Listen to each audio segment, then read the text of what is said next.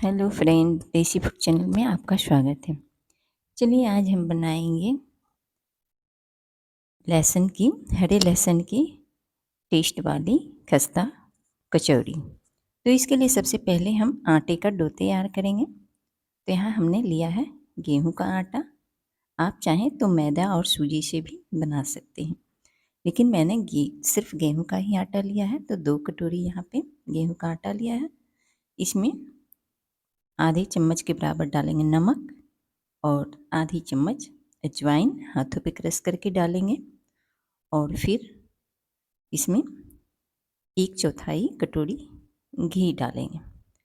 मोइन के लिए घी ही डालें तो सबसे ज़्यादा अच्छा रहता है। तो हमने मोइन को डालकर अच्छी तरह से इसे आटे के साथ मैश करेंगे। हाथों से मसल के मैश करेंगे और इस तरह मुट्ठी बांध के देख लेंगे। तो जब मुट्ठी परफेक्ट बंध जाएगी आटे की, तो समझ लीजिए कि हमारे मोइन ठीक है, परफेक्ट लगे हैं। अगर नहीं बनती हैं तो थोड़ी सी घी और डालकर आप मोइन लगा लें।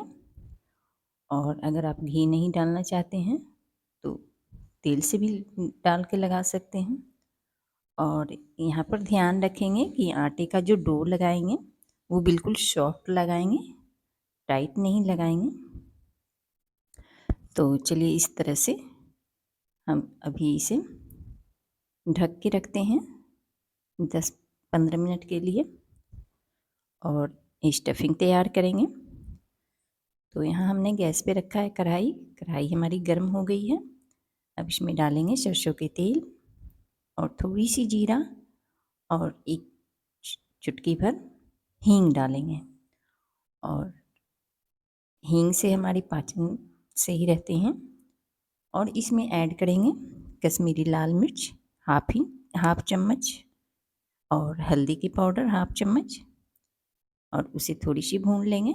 फिर अदरक डालेंगे, ग्रेट किए हुए अदरक हमने रखे थे 1 चम्मच, उसे डालेंगे और उसे भी अच्छी तरह से पका लेंगे।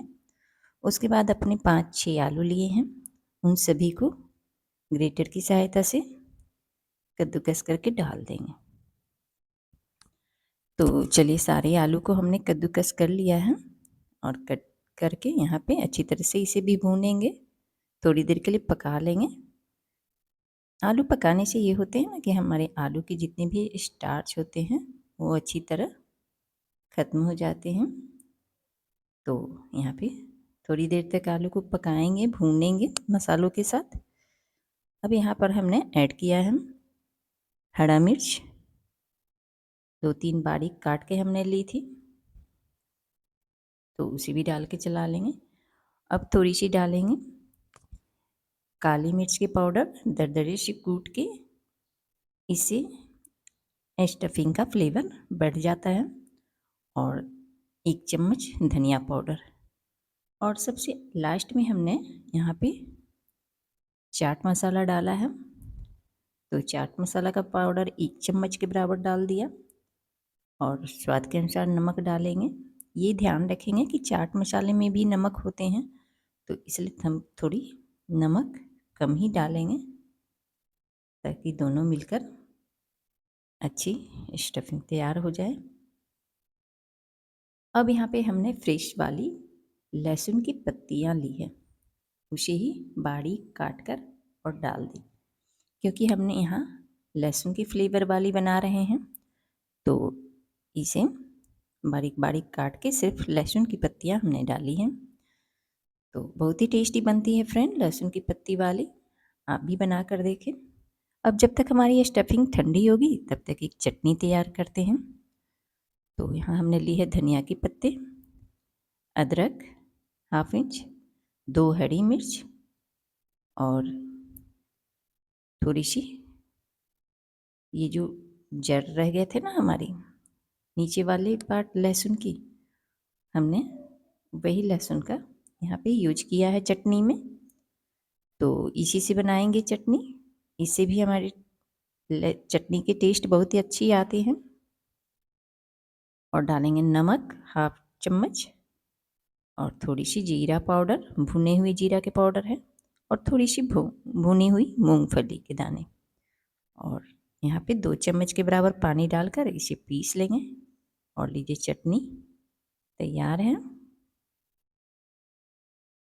तो चटनी पीस गई। अब चलते हैं फिर से डो की तरफ। तो यहाँ 15 से 20 मिनट हो गए हैं हमारे डो को रखे हुए। अब इसे हाथों से फिर से मसल लेंगे एक बार, क्योंकि आटे का डो एकदम सॉफ्ट लगाना है, तभी हमारी कचौड़ियाँ फूली फूली बनेंगी।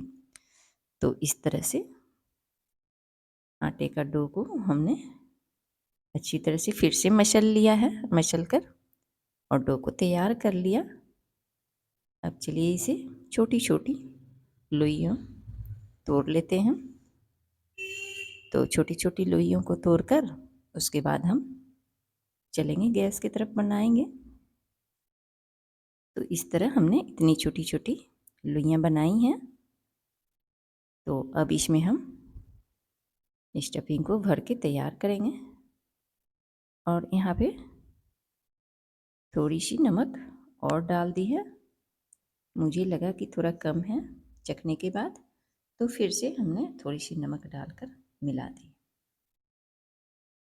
अब इसे अच्छी तरह से मिलाकर हमारी स्टफिंग बिल्कुल ठंडी हो चुकी है। तो अब इसे एक बर्तन में निकाल लेते हैं और निकाल कर अब चलते हैं इसे लोइयों में भर के और कचौड़ी तैयार करेंगे।